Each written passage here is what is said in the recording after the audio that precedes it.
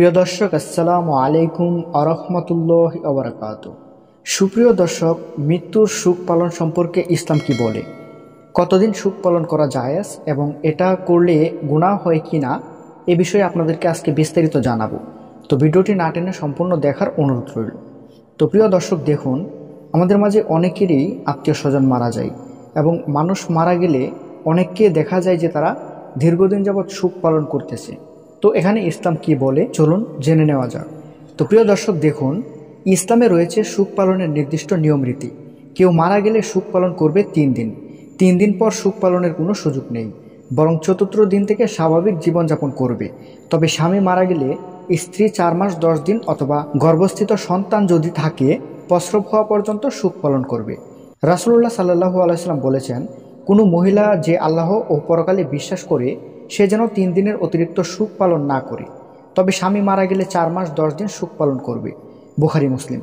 অতএব ইসলামের বিধান হলো কেউই 3 দিনের অতিরিক্ত সুখ পালন করতে পারবে না। শুধু মহিলারা যাদের স্বামী রয়েছে, তাদের স্বামী যদি মারা যায় তাহলে তারা স্বামী মারা যাওয়ার কারণে 4 মাস 10 দিন অথবা সন্তান প্রসব হওয়া পর্যন্ত সুখ পালন করবে। তো প্রিয় দর্শক, এতে করে আমরা এটি বুঝতে পারলাম যে ইসলামে সুখ পালন করতে হবে শুধুমাত্র 3 দিন। কেউ যদি মারা যায় তাহলে তার জন্য 3 দিন সুখ পালন করলেই হবে। অনেকে আছে যে প্রতি বছরই সুখ পালন করে এবং যেদিন মানুষ মারা যায় এদিন সুখ দিবস হিসাবে তারা বিভিন্ন খতম, বিভিন্ন দোয়া আজকার করিয়ে থাকে। এটা ঠিক আছে, করতে পারবে, কোনো সমস্যা নেই। মৃত ব্যক্তির জন্য দোয়া পড়ানো, মৃত ব্যক্তির জন্য দোয়া পড়া, এটা ইসলামে জায়েজ আছে এবং এটা করা যায়। কিন্তু এটা আপনি যে কোনো সময়ই করতে পারবেন। মৃত ব্যক্তির জন্য, আপনার মৃত বাবা মার জন্য আপনি দোয়া যে কোনো সময়ই করতে পারবেন।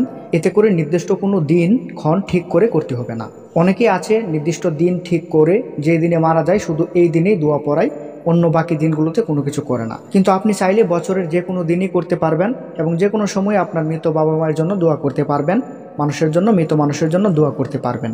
এতে কোনো সমস্যা নেই এবং এটি জায়েজ রয়েছে। তবে কেউ যদি মারা যায় তাহলে আপনাকে 3 দিন সুখ পালন করতে হবে। তো প্রিয় দর্শক, আশা করছি আপনাদেরকে বোঝাতে পেরেছি। ভিডিওটি ভালো লাগলে অবশ্যই একটি লাইক করবেন এবং আমাদের চ্যানেলে নতুন হয়ে থাকলে সাবস্ক্রাইব করবেন। আসসালামু আলাইকুম, আল্লাহ হাফেজ।